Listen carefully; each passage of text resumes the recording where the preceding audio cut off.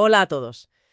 Oye, ¿te suena esa sensación de estar horas y horas con el inglés o con otro idioma y sentir que no avanzas? Uf, sí, Y mientras ves a otra gente que parece que, no sé, que lo absorbe casi sin esfuerzo. Es bastante frustrante, la verdad. A veces parece que te das contra un muro. totalmente. Es una sensación muy común. Bueno, pues hoy vamos a intentar derribar ese muro, o por lo menos entender un poco cómo funciona. Tenemos aquí un material que me parece interesante, un artículo del blog de The Language Gallery. Se titula Los 7 hábitos de los estudiantes de idiomas altamente efectivos. ¿Suena bien? Sí.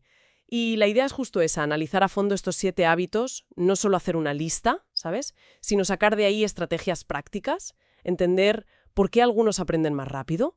Vamos, cómo podemos aplicar esto para mejorar y salir de esos bloqueos. Así que nada, vamos a meternos en faena. Me parece un punto de partida excelente, porque es verdad que hay muchísimos métodos, técnicas nuevas cada 2 por 3, pero al final la evidencia apunta a que no es tanto el qué método usas, sino el cómo. El cómo, claro. Exacto. Y ahí es donde entran estos hábitos. Son como los cimientos, ¿no? Sobre los que se construye cualquier progreso que sea real y que dure en el tiempo. Perfecto. Pues mira, el primer hábito que menciona el artículo es la práctica con constancia. Y dice algo que creo que todos hemos visto o vivido. Esa mejora espectacular cuando alguien se va a vivir fuera, ¿no? A un país donde se habla el idioma. La inversión total, sí. Claro, la inmersión es potente. Pero lo que subraya el artículo es que la clave de eso es la regularidad, la práctica diaria. ¿Mm? Y da ideas muy, muy prácticas. Practicar todos los días. Sin falta. Aunque sean solo, no sé, 15 o 20 minutos. Encontrar tu momento. En el bus, antes de dormir, mientras te tomas el café. La idea es convertirlo en un hábito, casi automático. Parece que aquí la frecuencia gana a la intensidad, ¿no? Totalmente. Y tiene una explicación, neurológica, muy potente detrás. Aprender un idioma es crear redes neuronales, fortalecerlas. Y la práctica constante, pero espaciada, lo que se llama space repetition, la repetición espaciada, es mucho, mucho más eficaz para consolidar la memoria a largo plazo que pegarte el atracón un día. Ajá. Piénsalo como regar una planta. Un poquito cada día, no ahogarla una vez al mes. El cerebro necesita esa regularidad para que las conexiones se fijen, se automaticen. Vamos, que 5 sesiones de 20 minutos a la semana son mucho más efectivas que una de 2 horas el domingo. Entendido. O sea, que nada de atracones de estudio de última hora. Vale. El segundo hábito. Establecer metas y objetivos alcanzables. El texto dice que sin un rumbo claro, pues es fácil perder la motivación. Y sobre todo, no notar que avanzas. Y eso desmoraliza un montón. Claro, es que si no ves progreso, Exacto. Y propone empezar con cosas pequeñas pero específicas. Quizá pues aprender 5 frases nuevas sobre un tema que te interese cada día. O tener una mini conversación de 10 minutos 3 veces por semana. Y luego, claro, ir subiendo. Leer tu primer artículo de noticias sin diccionario o entender el 80% de un capítulo de tu serie favorita. ujú, Y un detalle que me parece importante. El artículo insiste mucho en celebrar los pequeños triunfos. ¿De verdad es tan importante eso de celebrar? absolutamente fundamental. Está directamente ligado a la psicología del logro, de la motivación. Las metas bien definidas, idealmente SMART, ya sabes, específicas, medibles, alcanzables, relevantes y con un plazo, son el mapa. ¿Vale? Pero son las pequeñas victorias el combustible. Cada vez que consigues una mini meta, tu cerebro libera dopamina, placer, recompensa. Y eso no solo te hace sentir bien, sino que refuerza ese comportamiento, te anima a seguir. Es un ciclo positivo. Ah, claro. En cambio, si te pones metas gigantescas desde el principio, ser bilingüe en 6 meses, pues es casi garantía de frustración y de tirar la toalla. La clave es el progreso que puedas ver, tocar y la sensación de, oye, pues sí puedo, que eso genera. Tiene todo el sentido, la verdad. Venga, pasamos al tercero. Centrarse en los fundamentos. El artículo aquí recalca la importancia de construir sobre una base sólida, gramática, vocabulario y pronunciación, que a veces con las prisas por hablar ya, pues nos lo saltamos un poco. Suele pasar. Los consejos son empezar dominando las estructuras gramaticales básicas, no las excepciones raras. Aprender vocabulario en contexto, en frases, en situaciones, no listas de palabras sueltas. Y prestar mucha atención a la pronunciación desde el minuto 1, escuchando e imitando a nativos. Suena lógico, pero ¿no hay peligro de quedarse ahí atascado en la teoría si te centras demasiado en los fundamentos? Es una buena pregunta. Es un miedo real. Pero el enfoque que sugiere el artículo, creo yo, no es estudiar teoría porque sí, de forma aislada, sino integrar esos fundamentos en la práctica. La analogía de la casa es buena. Necesitas los cimientos, que sería la gramática, los ladrillos, los muebles, el vocabulario, y que la casa sea, bueno, funcional, que se entienda lo que dices, la pronunciación. Claro. Lo interesante es cómo se conectan. Una gramática perfecta con mala pronunciación, pues no te entienden. Mucho vocabulario sin estructura, pues es un caos. El error no es centrarse en los fundamentos, sino hacerlo sin conexión con la comunicación real. Es dominar las herramientas básicas para poder empezar a construir, aunque sea sencillo al principio y sonar claro. Es un equilibrio, no una fase que pasas y olvidas. Entiendo, es más una interacción continua. Vale. El cuarto hábito me parece súper interesante hoy en día. Rodearse de hablantes de inglés y hablar con confianza. La idea de inmersión sin moverte de casa. Música, podcasts, series, noticias, todo en el idioma. Eso es más fácil que nunca ahora. Sí, pero el artículo va más allá de solo escuchar o leer. Sugiere buscar la interacción, activamente. Intercambios de idiomas online, grupos de conversación, clubs. Y aquí viene lo que creo que es el meollo y que el texto subraya mucho. Atreverse a hablar, aunque te equivoques, pero con confianza. Uf, el gran muro. Exacto. Pedir algo en una cafetería, participar en clase, charlar con quien sea. El miedo a hacer el ridículo nos frena una barbaridad. Aquí es donde creo que mucha gente se atasca de verdad. Totalmente de acuerdo. Es el nudo gordiano para muchísimos aprendices. En esto de aprender idiomas, distinguimos entre el input comprensible, lo que recibes y entiendes más o menos, escuchar, leer, y el output, lo que produces tú, hablar y escribir. Input y output, vale. Ambos son necesarios, claro, pero el output, el hablar, es crucial para pasar de saberlo pasivamente a usarlo activamente.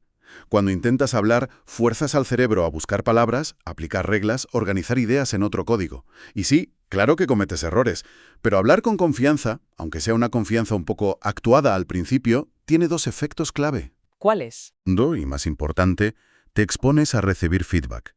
Una corrección o simplemente ver si te entienden o no. Y ese feedback es oro para ajustar y mejorar. Superar esa barrera psicológica, el miedo al error, es probablemente uno de los mayores aceleradores del aprendizaje. Esa barrera psicológica me lleva directo al quinto hábito, aprender de los errores. El artículo es muy claro en esto. Los errores no son fallos, son parte natural, necesaria, indispensable del aprendizaje. Hay que perderles el miedo. Exacto. Cambiar el chip. El consejo práctico es, cuando te equivoques y te des cuenta, no te quedes en «qué mal lo he hecho». Anótalo. Intenta entender por qué, una regla que no pillaste, una palabra mal usada, la pronunciación. Busca la forma correcta y practícala. El simple hecho de equivocarte ya indica que estás saliendo de tu zona cómoda, que lo estás intentando. Es sobre todo un cambio de mentalidad respecto al error. Es exactamente eso. Es adoptar lo que la psicóloga Carol Dweck llama mentalidad de crecimiento, growth mindset. Creer que tus habilidades, incluida la lengua, no son fijas, que se pueden desarrollar con esfuerzo, dedicación y, fundamental, aprendiendo de los errores. Ajá. Ver los errores no como una prueba de que no vales para esto, sino como información, como datos. Ah, mira, aquí es donde tengo que poner más atención. El proceso no es solo que te corrijan y ya, sino analizarlo tú. ¿Por qué esto está mal y esto otro bien? ¿Qué patrón no he entendido? Esa reflexión activa convierte el error en una lección de verdad, mucho más potente que memorizar sin más. Los errores son como señales en un camino que no conoces. Te ayudan a recalibrar la ruta. Me gusta esa imagen de los errores como datos o señales. Le quitan mucho peso negativo. Vale, sexto hábito. Utilizar una variedad de recursos. Y aquí el artículo celebra la cantidad de cosas que hay hoy en día. Libros, webs, apps, cursos online, podcasts, vídeos, vamos, de todo. Una pasada, la verdad. El consejo principal es no casarse con una sola cosa, no usar solo una app o solo un libro, sino combinar varios recursos para que el aprendizaje sea más fresco, interesante, incluso divertido. Dice que la variedad aumenta las probabilidades de seguir a largo plazo. Y da ejemplos. Usa apps para repasar gramática o vocabulario rápido, ve series para el oído y el contexto, lee artículos para la comprensión. ¿Hay alguna otra ventaja en variar, aparte de no aburrirse? Sí, varias, y muy importantes. Primero, cada recurso suele trabajar habilidades distintas. Uno más la escucha, otro la lectura, otro la escritura.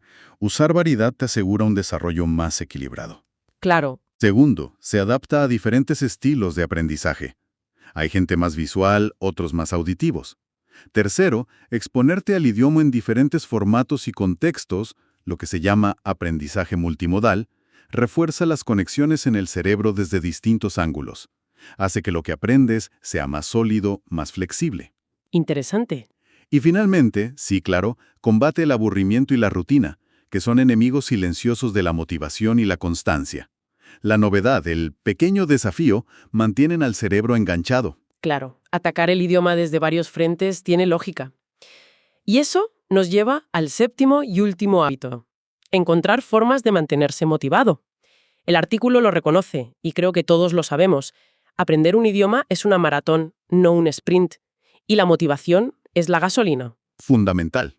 Sin gasolina el coche no anda. ¿Y cómo mantener esa llama encendida? El texto da varias ideas. Vuelve a conectar con tu porqué personal: viajar, trabajo, placer puro. Ponte metas intermedias y date una recompensa cuando las alcances, el refuerzo positivo de antes. Ujú. Busca una comunidad, gente con quien compartir el viaje, los éxitos y las frustraciones. Recuerda lo que ya has avanzado, no solo lo que te falta. Parece que la motivación no es algo que tienes o no tienes, sino algo que se trabaja, que se cultiva. Precisamente. La motivación no es algo estático. Sube y baja. Y es clave distinguir entre la motivación intrínseca, la que viene de dentro, tu interés, la curiosidad, disfrutar aprendiendo, conectar con la cultura, y la extrínseca, la que viene de fuera, un certificado, un ascenso, evitar suspender. Ah, vale. Ambas pueden servir, pero la intrínseca, la de dentro, suele ser un motor mucho más potente y duradero. Cultivarla significa encontrar cosas del idioma o de la cultura que de verdad te interesen.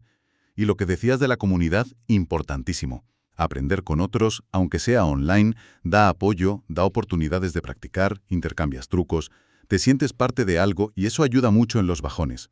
Ya. La motivación es como el hilo dorado que une todo lo demás. Te da energía para ser constante, para ponerte metas, para no hundirte con los errores, para buscar recursos. Entendido. Entonces, si hacemos un repaso rápido de los 7 hábitos: 1. Practicar con constancia. 2. Ponerse metas alcanzables. 3. Centrarse en los fundamentos: gramática, vocabulario, pronunciación.